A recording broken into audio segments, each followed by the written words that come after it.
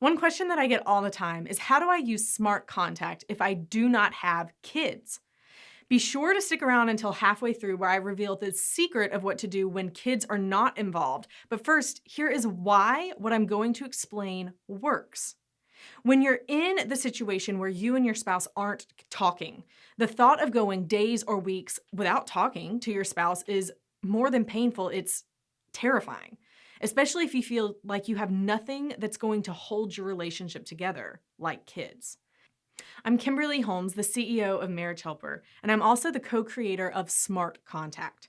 Smart Contact was developed after realizing that there seemed to be two schools of thought floating around in the relationship space. Either you contact your partner every single day, even if they aren't responding, because that is what's going to keep them constantly thinking about you. Or the other school of thought that is amazingly popular right now is no contact, where you go a period of time, typically 30 days, ignoring your partner because absence makes the heart grow fonder, right? Even if they call you or text you or message you, by you not responding, it will make them more curious and jealous and hungry for more of you, right? Wrong. Neither of these work. The first one becomes annoying to your spouse and ends up pushing them away, and the second one is honestly just idiotic. Why would you ignore your spouse when they are the ones trying to reach out to you? That's the very thing that you've been wanting to happen. In our experience at Marriage Helper, and with the influence that we have every single month with literally hundreds of thousands of marriages through all of the channels that we have, what we have found that works is smart contact. By the way, subscribe now so that you can get the freshest and most relevant relationship content delivered to you every week. Hit the bell right above and join our tribe of awesome community members that are transforming their relationships. And if you want a more detailed explanation on the fundamental parts and aspects of what smart contact is, then you need to see our other YouTube video titled Save Your Marriage While Separated, Do This. You can find the link to that in the description below. But what if you don't have kids? What can you do? I'm not gonna lie, it can be more difficult without kids because the whole premise about smart contact is reaching out and starting conversations with your spouse only when it is relevant. So nothing about your relationship problems or making your spouse feel guilty or telling your spouse about how much you love and miss them is gonna work with smart contact. But you wanna actually reach out to them about things that matter. Now, the longer that you have been together in a relationship, the easier that this can be. Here's why.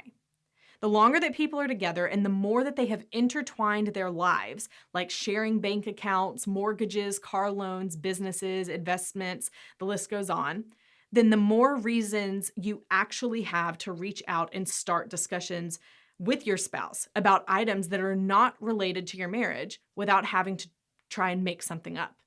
Here's some examples of what you could reach out to your spouse about. If your spouse gets mail at your house that you need to give them, if you're in the middle of getting your taxes done, if you have pets that you're trying to coordinate sending back and forth, or if you're in the middle of having to sign legal documents because of a separation or a divorce or something like that. But sometimes smart contact isn't about how you reach out to your spouse. It might be about how you respond to your spouse when they reach out to you, especially when they say something that makes you mad. My husband and I were only separated for a short period of time, but when we were, we didn't have kids. And I actually didn't reach out to him first at all during that time because there was nothing that came up that made sense for me to talk to him about. So I just waited. And after a while, he finally sent me a text message that said, "I'm going to buy a new car." That's all it said. I went berserk. Not to him, though. I called one of my mentors who was walking me through this time of my life, and I asked them, what should I do? And my mentor asked me, is it going to ruin your finances if he buys a car? I mean, it's not going to be good, is what I responded back. And he said, is it actually going to bankrupt you and your family? No. Then why are you going to fight about this? Because at the end of the day, if he wants to buy a car, he can do it with or without you. Let's be smart about this, Kimberly, is what he said to me.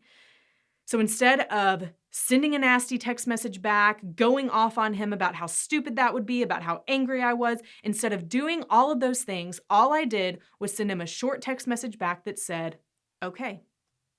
He said, I'm going to buy a car. I said, okay. I didn't try to fight.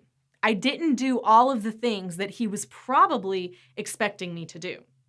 And the next time I heard from him, which was several days later, it was another text.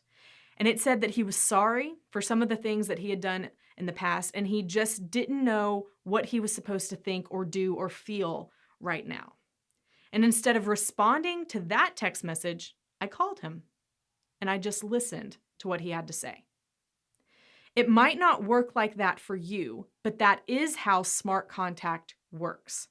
It might take more time or less time.